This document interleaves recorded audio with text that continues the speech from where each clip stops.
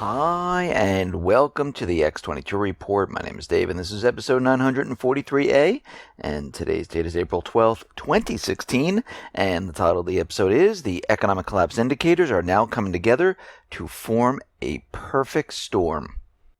Now, before I get started, I just want to make an announcement. On the X22 Report Spotlight YouTube channel, I uploaded an interview with Chris Martenson, so you can go right over to the X22 Report Spotlight YouTube channel and you can view it there, or you can come over to the x22report.com site. All you got to do is scroll down a little bit, look over to your right-hand side, you'll see the video there, or you can go to the newssentinel.com site. Same thing, scroll down a little bit, look over to your right-hand side, you'll see the video there. Let's get right into the economic collapse financial news. Let's head out to Greece. We see Greece is completely collapsing upon itself. They just have too much debt, and we've talked about this many times before. And of course, the central banks, they're continually giving Greece more and more debt. And as we can see since 2008, that this does not work whatsoever. Actually, it makes the entire situation a lot worse.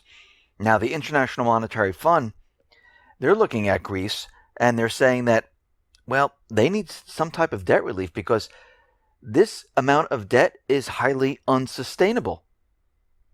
Now, this is coming from an IMF memorandum, but this is the same central banks that kept on pouring debt onto the country. And what they're worried about is Greece completely collapsing upon itself and imploding. And they're getting very nervous at this point because they're reaching that tipping point. We see things in Greece are getting a lot worse, even though they can try to convince us that everything is getting a lot better. We see the opposite occurring. Now, what we're seeing right now is Greece and many other countries across Europe, they're taking on more and more debt. Unemployment is continually rising. I know throughout the Eurozone, they're saying, look how great it is. Unemployment has dropped by like 0.1%. It's incredible. But unemployment has been bouncing around at the same level for quite a while. And we know that they use statistical manipulation. We know they're doing the same thing as the US now.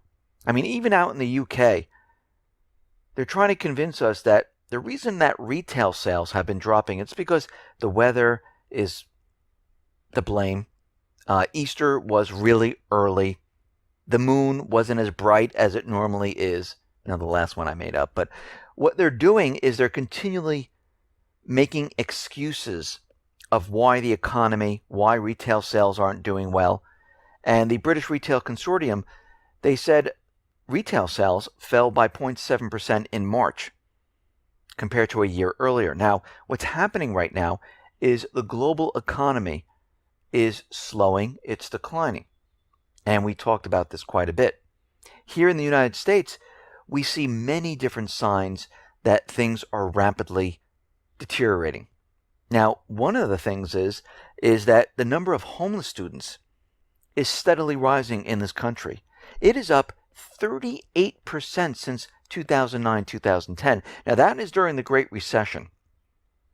And moving forward, we were supposed to be in this incredible recovery where people were getting jobs, people were making money. They're telling us people are purchasing homes.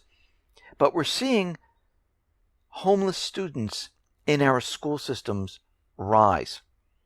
And the U.S. Education Department says 1.3 million homeless students were enrolled in the nation's public schools in the year 2013 to 2014. This is the most recent data. And this is an increase of about 6.67% since 2012-2013. And the projected numbers for 2015-2016 is much higher. And we're seeing a lot of the problems are that parents who once had a nice paying job lost their jobs. They can't find jobs. Some took on part-time jobs and they can't make ends meet. And this is continually happening throughout this country. What we're seeing is a systematic destruction of the American way of life for families. And when we look at all the signs, we see it's just getting worse and worse as time goes on. A lot of the good jobs are completely gone. People are taking on part-time work. We're seeing that the poorest 40% of all Americans now spend more than 50% of their incomes on food and housing because they don't have anything extra. That's all they have. And for those Americans that don't own a home, 50% of them spend more than a third of their incomes just on rent.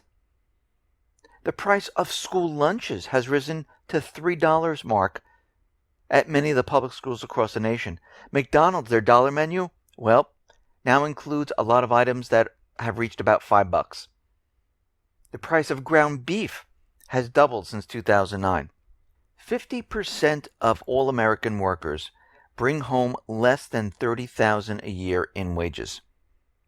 And if we look at the article from the New York Times, they're saying the typical American household is now worth 36% less than it was a decade ago. 62% of all Americans, they're living paycheck to paycheck right now. And as we know, the rate of home ownership has declined for 7 years in a row, and it is now the lowest that it has been in 20 years. For each of the past 6 years, more businesses have closed here in the United States than have opened. Prior to 2008, we've never seen this before. We see the debt in the U.S. has reached $1 trillion, and I'm talking about credit card debt. And this is according to data from CardHub. Now, why are we seeing credit card debt continually moving up and up and up? Because we know what happens. When people lose their jobs, when people do not have the income coming in, when people have bills because they were set in a different way of life, they try to continually live that way of life, and they use credit cards. They use it to purchase things, to purchase food. Those people who have lost their jobs, sometimes credit cards is the only way they have the ability to pay for food or pay for rent or anything else. So what we're seeing right now is that the economy, each one of these economic indicators that we continually point out, alone, they don't look like anything. All right, so we see that manufacturing has declined a little bit. But when you put them all together, they're creating this perfect storm for this economic collapse. And we see more and more indicators that are flashing red right in front of our faces. If we look at the auto market, used car prices, they are declining right now. Now you say, who cares? Used car prices, they're coming down. That means nothing. But when we look at this looks exactly like 2008, where used car prices were plunging at that time. And we're looking at the same pace. And what this means is that if used car prices are declining and people go to trade in their cars to get a new car, they're not getting as much, which makes it a little bit more difficult to get that car because your payments are a little bit higher. And if we look at the U.S. auto sales via Ward's Automotive Group, they've tumbled 3.5% year on year. This is the biggest plunge since July of 2009. So when we look at this right now, we start putting all these pieces together, we start to see this bigger picture.